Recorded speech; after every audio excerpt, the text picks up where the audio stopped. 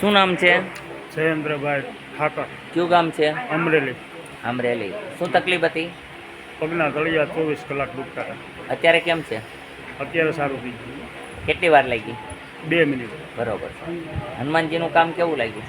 બહુ સરસ. સારું લાગ્યું? પૈસા તો નથી લઈ લીધા? નહીં. મેડિકલમાં દવાના પૈસા લઈ છે, હું મોઢે જ કહું છું. હા. કારણ કે મારા બાપાના ઘરમાં નથી થતી એટલે. હા. ઘણા એ પૂછે કે બાપુ તમે મફત દવાનું કયો છો? તો હાજા કરી દઈ છે મફતમાં. હાજા મફતમાં કરી દીધા ને? હા, બસ દવા તમારે લેવી ન લેવી તમારી મરજીની વાત છે. બરોબર છે? ઘણા લોકો ફોન ઉપર ફોન કરે છે. ફોન ન કરવા નમ્ર વિનંતી, કારણ કે હું કોઈના ફોન ઉચકતો નથી.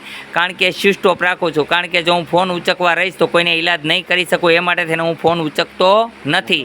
માટે નમ્ર વિનંતી છે, કોઈ વળી ફોનના ઇંતજારમાં હોય કે ફોન બાપુ ઉપાડશે ને જાય, ફોન ઉપાડશે ને બાપુ જાય, તો ફોનની આશા ન કરતા. ફોન હું 15 મિનિટ માટે ઉપાડું છું ખાલી.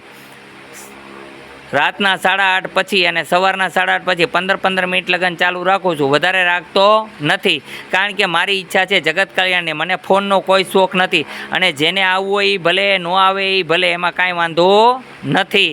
પણ ફોન નહીં ઉપડે. ફોનની આશા ન કરતા કે ફોન બાપુ ઉપાડશે તો જ જવું છે. ઘણા બધા ફોનની અંદર જાજી બધી કહાની ચાલુ કરી દે છે. અમને ઓલી તકલીફ છે, શું કરવું? આ તકલીફ છે, શું કરવું? એવો બધાય જવાબ દેવાનો મારી પાસે ટાઈમ નથી. એ માટે તેને કહું છું, જેને ઈલાજ કરવાની ઈચ્છા હોય તે રૂબરૂ આવી શકે છે. ન આવે તોય આભાર. હું કાંઈ જબરદસ્તી કોઈને કહેતો નથી. મારો એક જ ધ્યેય છે, હિત કરવું છે, કલ્યાણ કરવું છે. બોલો જય હનુમાન. અહીંયા આવવા માટે આટકોટથી ગરણીથી થોરખાન રોડ ઉપર આદેશ આશ્રમ આવેલો છે. અહીંનો સમય સવારે 9 થી 12, સાંજે 4 થી 6 છે.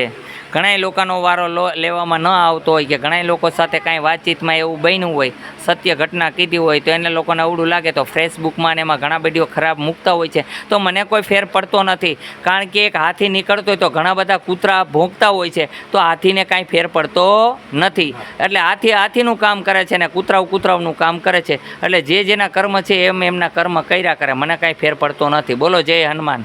અને આ તો યાદ રાખજો કે હનુમાનજી છે, બધાની ઝપટે ચડજો પણ હનુમાનની ઝપટે ન ચડજો. અને જેટલા ચડ્યા છે એના ઠેબે એ બધા મર્યા છે. મેં આજ લગન તો જોયું છે. અને હું ખોટું કરતો હશ તો મને પછાડશે, બરાબર. પણ જો કોઈ ખોટું કર્યું છે હનુમાન આગળ તો સમજી લેવાનું છે, કારણ કે એના કર્મ એને ભોગવવા તત્પર રહેવાનું છે. હનુમાનજી નથી મેલતા. હું તો મૂકી દઉં છું બધાને આદેશ.